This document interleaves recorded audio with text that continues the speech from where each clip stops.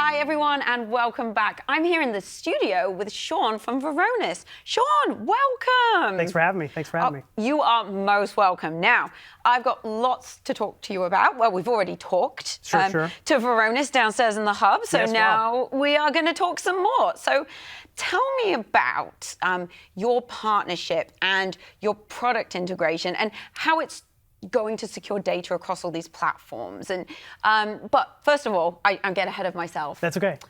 What is your role? Who are you? What do you do at Varonis? Sure. Yeah, so I'm Senior Product Marketing Manager at Varonis. My responsibilities are primarily over the Microsoft estate, so think Microsoft 365, Azure, et cetera, and how do we secure data in that Microsoft data estate, and then also to our AI solutions. So that's kind of my purview. No pun intended, I know, right? Yeah, right? yeah. That we're gonna now we're going to talk about Purview a little bit, but well, we did talk about it before down at the hub, but for those of us, if anyone didn't tune into that segment or hasn't watched it yet on demand, tell me a little bit about Varonis and what do you do? Who are you? What are you about? Yeah, so Varonis is a data security company at its core, and that has changed and morphed over the years and decades at this point. As the data estate is growing and also to how that data is being accessed is changing. Obviously, we're in a multi-AI era in this particular case, and how we protect data is changing, and so the platform that we have is continuously evolving to protect data wherever it lives and however it's being accessed, both by users as it's intended to be by AI, as well as even possibly bad actors and how they're accessing data when they shouldn't be. So that's kind of Varonis in a nutshell. Yeah, it's super relevant at the moment because I know as a security person, more recently, I've spent a lot of time talking about data security. Yes. And on that then, being that it's definitely become more top of mind, what are the main challenges you're seeing with your customers? Yeah, you kind of heard it also too if you keyed into the keynote, where Judson was talking about kind of these frontier enterprise organizations and having observability at every layer of the AI stack. To do that, in most organizations now, they have multiple AI applications. Maybe they have Microsoft 365 Copilot, they've created some agents with maybe Copilot Studio, and then they're also creating maybe some custom or pro code AI solutions using Azure AI Foundry. So you have multiple different instances of AI use on top of having also two data sources, multiple data sources. That's kind of expounding on that data risk. So you have multiple AI agents, multiple data sources that are tapped into by those, whether it be through connectors or what have you. So that's like one of the biggest challenges is being able to have observability across all the different AI instances, as well as the data that's being accessed by those AI agents. Yeah, I mean, you don't know what you don't know. I think right. That's very true with data. Yeah, that's for sure. Yeah, so obviously you already touched on this, that at the keynote, Judson made announcements around data security and things about Purview. Yeah. But how is that going to help and enhance what you're doing, particularly around that data security posture management piece in Purview?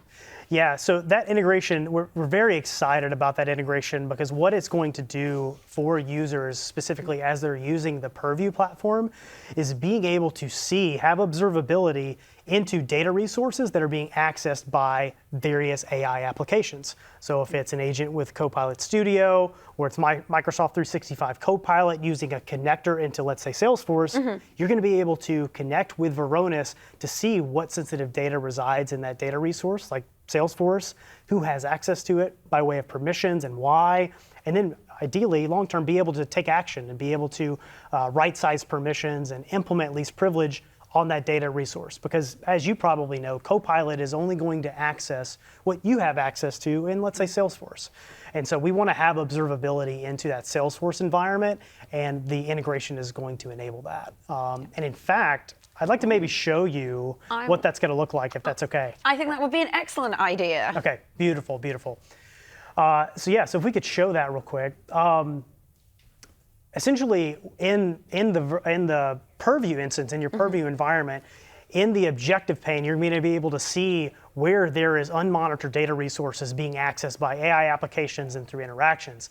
And then you're going to be able to click into those and remediate where that gap may be. And then you'll, through a very simple 3-step process, be able to turn on that integration with Varonis to start bringing in telemetry on that data resource. So like in this particular case, in Asset Explorer, you can see exactly, okay, here's our Salesforce instance. You can double click into that to see what sensitive information types are in that particular data resource like Salesforce, and then also to see what permissions that you have within that environment and how it's being accessed by AI. So once you connect all those things, again, take those 3 easy steps, you'll be able to start seeing some of the telemetry from the Varonis data security platform in Purview without ever having to leave.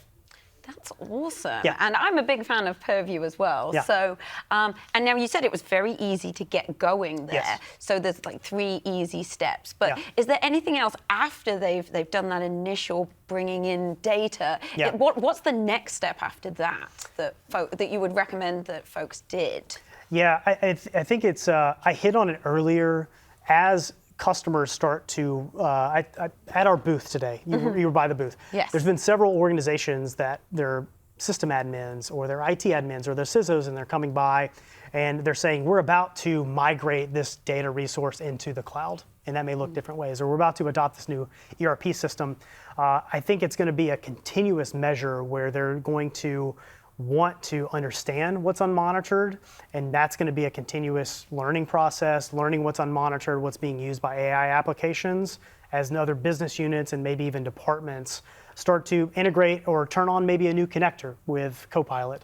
So as they continue to migrate data into the cloud or turn on new integrations for Copilot, understanding where your gaps are, there's going to be a continual remediation. And as I understand it, we're going to be able to add more integrations by way of Varonis. So let's say if you have a Databricks environment and Varonis is monitoring that Databricks environment, you'll be able to integrate into Purview and bring in more data resources. So it's going to be kind of a land and expand thing as far as like next steps. That's awesome. Now, we've already kind of touched on this, but I just wanted to dig in a little bit more. What would you say for the customers who are starting to adopt Varonis and do more data security? Is AI the main driver for that, the main catalyst, or are people finally thinking, you know what, I need to just tidy up my data? Yeah. What's the main driver that you're finding people are doing to up their data security game? Yeah, that's a good question. In many cases, it is AI. I would say more so than anything, it is the data landscape for the average enterprise organization is continuing to grow, and they understand the value of data. The value of data can be coming from wanting to deploy AI, so we're using that data to make AI more successful, to be a frontier enterprise organizations, and that's the North Star. But even if that North Star is further off, like being a frontier enterprise organization is far off, they know that we have 5, 6, 7, 8 different cloud instances that are both maybe platforms, maybe it's cloud infrastructure, and they need to right-size permissions and deploy automatically least privilege on all that entire data estate, and doing that can be very complicated. Yes. Because as you know, permissions in Salesforce look very different for your admins that are monitoring and managing a SQL database environment, and how you right-size permissions for Microsoft 365 and SharePoint. That permission set is different in all those different places. And so right-sizing permissions in all those places, that's typically the driver, is they want to understand what sensitive data do I have in this place, this place, this place? And then how do I make sure that my permissions, that I've implemented Zero Trust, that I've implemented least privilege across each one of those, and done that in a way that doesn't overburden my teams. If that makes sense. So it does, but it's very difficult, right? Because to do permissions right, least privilege across the board, difficult when it's not the same permission structure. That's right. So do you have any other Sean, parting thoughts for us around or recommendations that our viewers and the folks here at Ignite can see more and get connected? Yeah. So you can obviously find us on LinkedIn. You can go to Varonis.com if you'd like to learn more. Some other pieces as it relates to Ignite. We have 2 sessions tomorrow. One with our CEO, 𝗬𝗀𝗀𝗀𝗀, is sitting down with Rudy from the Purview team. And then we also have a session on labeling and classifying data within the Microsoft estate.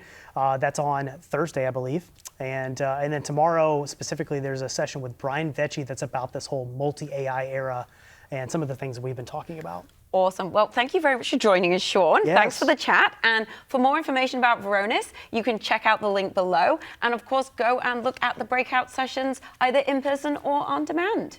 Thanks. See you later.